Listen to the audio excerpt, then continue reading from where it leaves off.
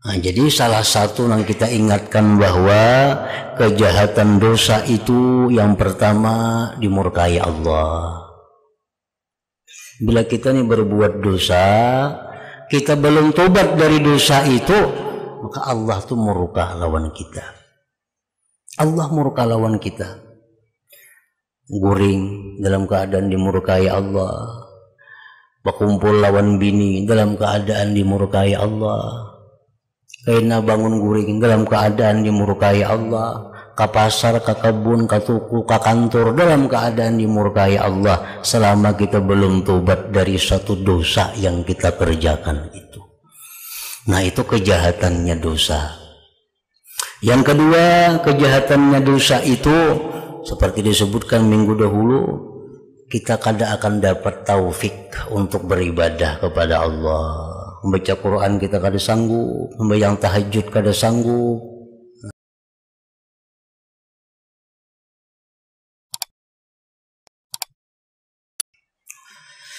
Allah Subhanahu wa ta'ala berfirman, ya ayyuhalladzina amanu tubu ilallahi taubatan nasuha asa rabbukum ayyukaffira ankum sayyiatikum wa yudkhilakum jannatin tajri min tahtihal anhar,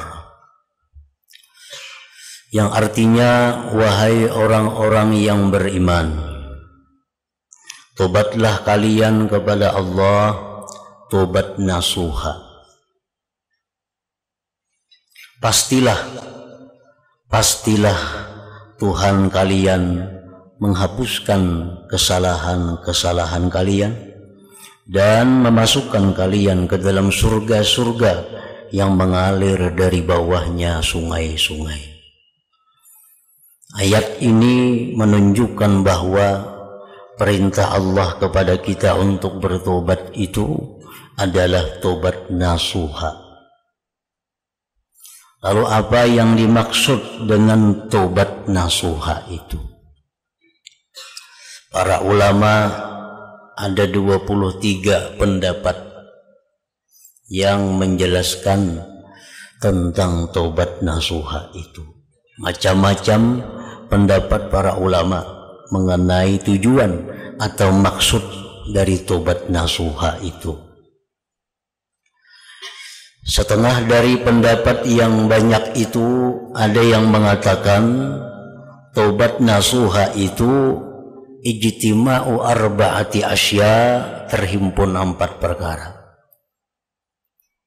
Pertama, al-istighfar bil lisan, minta ampun kepada Allah dengan lisan. Astaghfirullahalazim atau rabbighfirli wa tub alayya. Yang kedua, wal iqla'u bil abdan, mencabut diri dari perbuatan maksiat itu. Mencabut diri dari perbuatan maksiat itu. Yang ketiga, wa azmu tarkil aud bil janan, dan yang ketiga, mencita-cita tidak akan mengulang lagi dengan hatinya. Hati mencita-cita.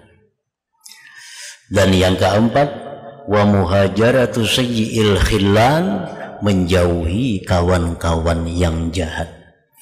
Nah, itu salah satu di antara sekian banyak pendapat yang menjelaskan, menafsirkan tentang tobat nasuha itu. Fa'in qulta fama ma'na taubatin nasuh wa ma yanbaghi lil 'abdi ay yaf'alahu hatta yakhruja minaz dzunub kulliha. Jika engkau berkata, apa itu makna tobat nasuha dan apakah yang mesti diperbuat seorang hamba sehingga dia bisa keluar dari dosa-dosanya seluruhnya? Pekerjaan apa, perkataan apa yang mesti dilakukan seorang hamba agar dia bersih dari dosa-dosa itu?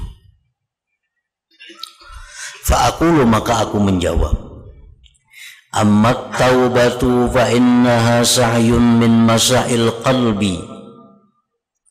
Adapun bermula tobat itu merupakan satu usaha, satu perbuatan dari perbuatan hati. Nah, tobat itu adalah merupakan af'alul qulub, perbuatan hati. Jadi yang nampak di luar itu hanya adalah merupakan buah dari apa yang ada di dalam hatinya. Jadi tobat ini pekerjaan hati.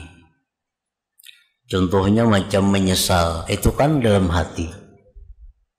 Bercita-cita kadang mau ulang lagi, itu pekerjaan hati. Nah, jadi tobat ini adalah intinya merupakan pekerjaan hati. Wa hiya inda tahsil fi qaulil ulama radhiyallahu anhum, dan tobat itu ketika menyimpulkan perkataan para ulama, tanzihul qalbi anizzam, membersihkan hati dari dosa. Nah, itu kesimpulannya. Membersihkan hati dari dosa. Karena kalau hati ini bersih dari dosa, maka anggota tubuh pun akan bersih dari dosa. Karena hati ini kal malik wal jawarih ra'iyatuh. Hati ini raja dan anggota tubuh itu adalah rakyatnya. Kalau rakyat itu mengikut dengan rajanya. Bila rajanya bersih, rajanya baik, rakyatnya pun akan baik. Itu sudah peraturan, merupakan sunnatullah. Kalau rajanya bagus, rakyat bagus. Kenapa rakyat banyak yang jadi maling? Rajanya banyak yang jadi maling. Kenapa rakyat banyak berzina? Rajanya pasti ketujuh berzina. Nah, itu rakyat ini mengikut raja.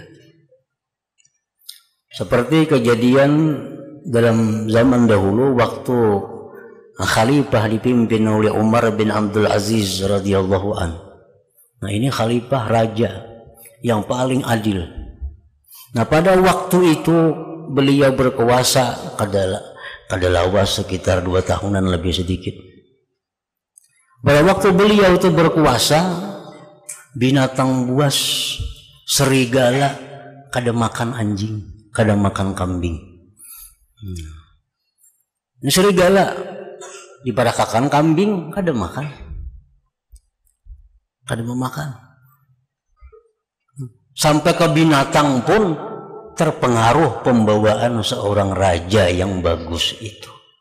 Apalagi manusia. Apalagi manusianya.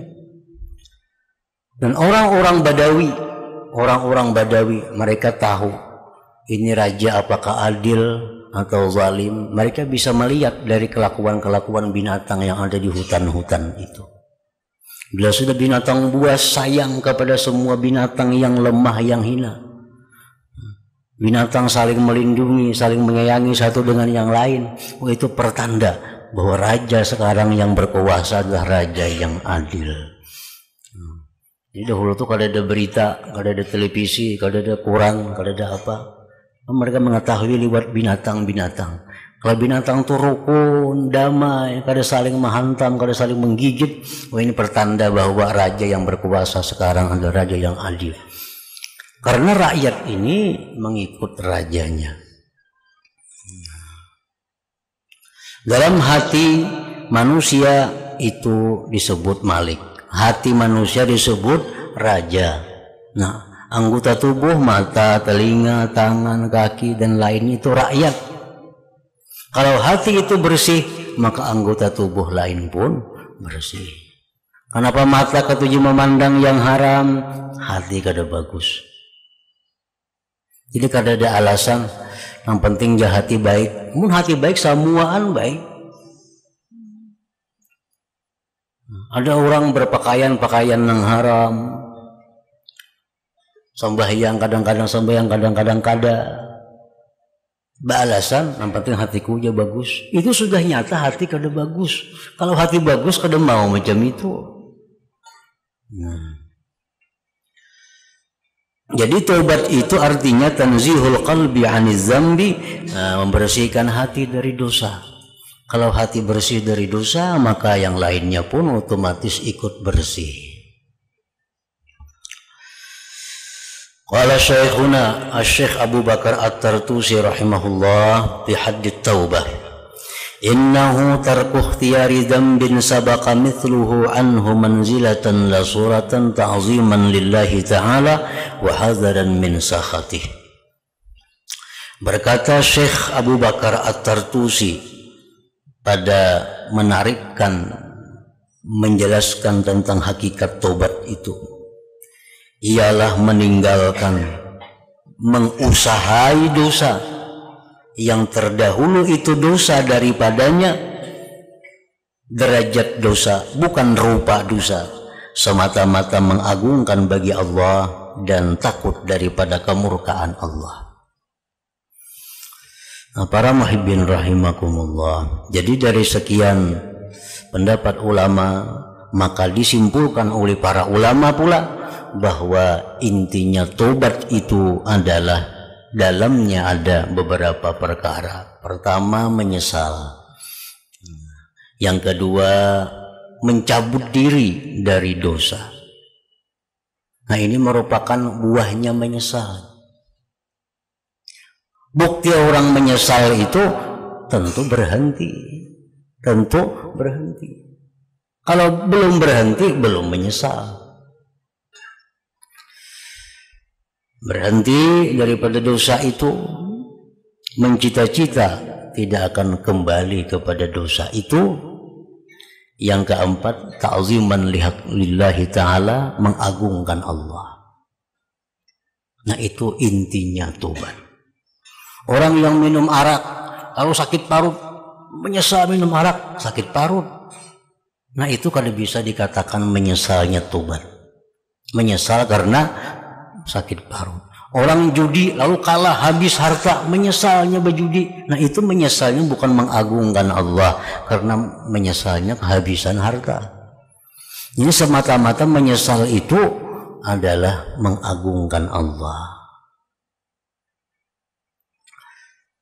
Nah, ditambah lagi kalau ada hak-hak dengan Allah yang mesti dibayar, seperti meninggalkan salat, puasa lainnya, itu diqadha, dibayar. Atau berkaitan dengan manusia, itu irdaul khusum, minta ridha, minta halal kepada orang-orang yang dianiaya, orang-orang yang disakiti, dizalimi. Nah, itulah inti daripada sekian macam pendapat ulama mengenai tobat nasuha tadi. Nah, para muhibbin rahimakumullah, muqaddimatut taubati, muqaddimah tobat. Jadi tobat itu kada bisa datang kepada kita sebelum ada permulaan-permulaan. Nah, dengan permulaan-permulaan ini akan bisa menimbulkan tobat nasuha. Permulaan yang tidak baik tentu tidak akan menimbulkan satu tobat yang baik pula.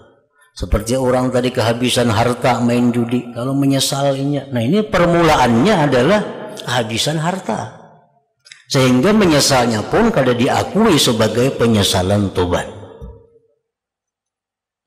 Orang berduaan lawan bibinian di satu tempat, digeribi kurang, menyesal banainya. Menyesalnya karena digeribi kurang, bukan karena mengagungkan Allah. Itu permulaan yang tidak baik. Nah, oleh karena itu mukaddimah ini ada, mukaddimah tobat itu permulaan tobat. Artinya tobat itu ada aturannya. Satu, ada permulaannya. Yang kedua, ada syarat rukunnya. Yang ketiga, ada tanda-tandanya. Tanda orang itu bujur tobat atau kada. Wa amma muqaddimatut taubati fasalasun, maka adapun permulaan-permulaan tobat itu 3 perkara. Ihdaha, salah satunya zikru ghayati qubhiz dzunub. Pertama, mengingat kesudahan jahatnya dosa. supaya mau tobat nih, ada permulaannya. Ingatakan kejahatan dosa itu. Dosa ini jangan dianggap remeh. Dosa ini jangan dianggap inting. Bahwa sedikit dosa itu bisa mendatangkan, menurunkan bala azab Allah subhanahu wa ta'ala. Kalau Allah mau. Dengan sedikit dosa itu sudah bisa untuk diturunkan bala dan bencana kepada kita. Nah, jadi salah satu yang kita ingatkan bahwa kejahatan dosa itu yang pertama dimurkai Allah. Bila kita nih berbuat dosa, kita belum tobat dari dosa itu, maka Allah tuh murka lawan kita. Allah murka lawan kita. Guring dalam keadaan dimurkai Allah. Berkumpul lawan bini dalam keadaan dimurkai Allah. Karena bangun guring dalam keadaan dimurkai Allah. Ke pasar, ke kebun, ke tuku, ke kantor dalam keadaan dimurkai Allah selama kita belum tobat dari satu dosa yang kita kerjakan itu. Nah, itu kejahatannya dosa. Yang kedua, kejahatannya dosa itu seperti disebutkan minggu dahulu, kita kadang akan dapat taufik untuk beribadah kepada Allah. Membaca Quran kita kada sanggup, membayang tahajud kada sanggup. Karena ada dosa yang membebani kita. Nah, yang ketiga, kejahatan dosa itu apa? Menyebabkan amal ibadah kita ini ditolak oleh Allah. Karena kita beribadah, beramal membawa dosa. Kan dosa itu kotoran. Dosa itu adalah kotoran, najis. Kalau kita beribadah membawa najis, tentu kada akan diterima oleh Allah. Nah, itu kejahatan dosa. Yang keempat, dosa ini bisa mendatangkan kita mati, kehilangan iman. Nah, jadi itu yang kita ingat. Aku berdosa, ya, banyak masalahnya. Allah murka, beribadah kada kawan nyaman, amal ibadah kada diterima Tuhan, dan matiku bisa kada membawa iman. Ingat itu, kalau kita ada berisi dosa nih, dosa-dosa yang kita belum tobat. Pernah berjudi, belum tobat lagi. Pernah berzina, belum tobat lagi. Pernah riba, belum tobat lagi. Nah, itu akibatnya. Diingat-ingat akibatnya tadi. Bisa mendatangkan murka Allah. Wasaniyatu yang kedua, permulaan tobat itu adalah zikru syiddati uqubatillah azza wa jal wa alimi sakhatihi wa ghadabihi alladhi la taqata laka bih. Mengingat bersangatan siksaan Allah dan kepedihan, kemurkaan dan marahnya yang engkau tidak akan kuasa baginya itu. Nah, aku ini memberdosa ini, memberdosa nih, aku ini disiksa Allah. Karena Nabi sudah menjelaskan, bila orang melakukan ini, siksaannya ini. Orang melakukan ini disiksa demikian. Orang kada sembahyang karena ular keluar di kuburnya. Orang yang memakan riba, dia begitu bangun dari kubur seperti orang gila. Orang-orang yang tidak jujur, tidak adil akan dibelenggu dengan belenggu neraka. Nah, ingat itu. Nah, yang kedua, mengingat bersangatannya siksa Allah, kemurkaan, kemarahannya yang tidak kuasa. Jakanya kita mau umpamakan macam pimpinan lawan bawahan. Begitu bawahan nih berbuat salah, pimpinan itu sudah merangut. Pimpinan sudah merangut, murka sudah. Kada ada minta ampun juga, kada ada minta tobat juga. Berbuat pulang dosa, kesalahan pulang, tambah sarik sidin. Nang ketiga kayak itu pulang, tampiling sidin kada karuan. Masih berbuat kesalahan pimpinan, masih kada mau taat pimpinan, dikeluarkan sidin, ampih pegawai lawan aku. Artinya keluar pada Islam. Jadi lawan Allah Ta'ala itu demikian. Kita berbuat dosa, kita kada tubat, ya akibatnya macam itu. Akibatnya macam itu. Nah, yang kedua itu mengingat bersangatannya hukuman yang diberikan Allah.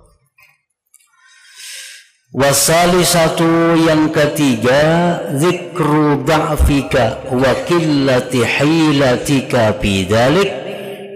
Yang ketiga, mengingat lemahnya engkau, sedikitnya kemampuan engkau pada yang demikian itu. Mungkin kita ini disiksa oleh Allah karena kita kada tubat nih. Tahanlah kita menyandang siksaan Tuhan itu. Ada yang mengatakan sampai kita puluhan, ratusan, bahkan ribuan kali kita hancur karena siksa, tumbuh lagi, disiksa lagi. Nah, macam orang yang suka berbohong, ilatnya dipotong, menjulur lagi, ilatnya dipotong lagi, menjulur lagi. Ini gambaran siksaan yang diberikan Allah kepada orang yang tidak tobat dari dosanya. Ingat kemampuan kita, ingat ketahanan tubuh kita, mampu kada menyandang, mampu kada menerima azab Allah itu. Fa inna man la yahtamilu harra syamsin wala latmata syurtiyyin wala qarsa namlatin kaifa yahtamilu harra nari jahannam wa darba maqami izzabaniyah walas hayatin ka'anakil bukhti wa aqaribakal bighali khulikat minan nar fi daril ghadab wal bawar. Orang yang tidak kuasa menyandang panasnya matahari. Kita matahari aja kepanasan benau.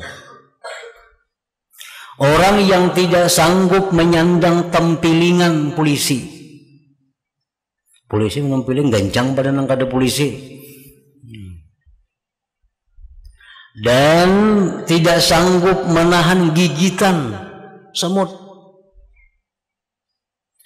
Bagaimana dia mampu menyandang panasnya neraka jahanam itu? Bagaimana mampu menyandang pukulan tungkat-tungkat gada-gada malaikat zabaniyah, gigitan ular-ular seperti leher unta, kala-kala jengking seperti bagal yang dicipta dari neraka di tempat kemarahan dan kebinasaan. Nah, itu kita ingat itu. Kalau aku ini berdosa,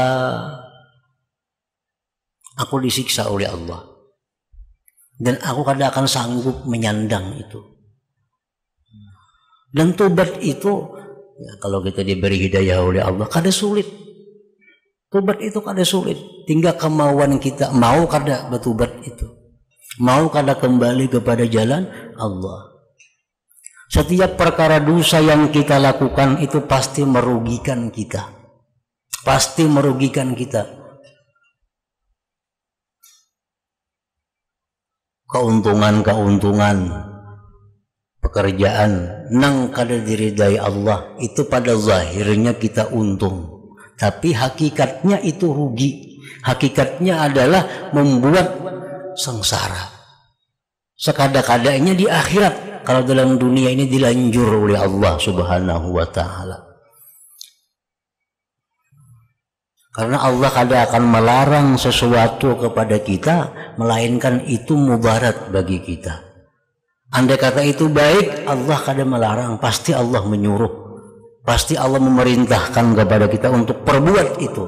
Tapi karena ini kada baik, walaupun 1000 sealamanan orang mengatakan baik, kalau Tuhan mengatakan kada, itu kada baik. Karena Tuhan tahu ini mudaratnya kepada orang yang melakukan tadi. Na'udzubillahi ta'ala summa na'udzubillahi ta'ala min sakhatihi wa azabih. Kita berlindung dengan Allah Ta'ala, kemudian kita berlindung dengan Allah Ta'ala daripada kemurkaannya dan azabnya Allah. Nah, murka itu mukaddimahnya azab. Bila sudah Tuhan itu murka, nah akan diazabnya orang itu. fa idza wazabta ala hadhihi al-azkar wa awadtaha ana al-laili wan nahar fa innaha satahmiluka ala taubatin nasuh minadz-dzunub. Bila engkau mengakali ini zikir-zikir tadi, lain zikir-zikir la ilaha illallah ini. Bila engkau mengakali atas mengingat-ingat tadi, bila dosa itu sama dengan kemurkaan, dosa itu sama dengan azab, imma langsung di dunia atau di akhirat. Pokoknya pasti bila dosa itu sama dengan murka Allah, sama dengan siksa Allah. Ingat yang kedua, kita kalau sanggup menyandang siksa Allah.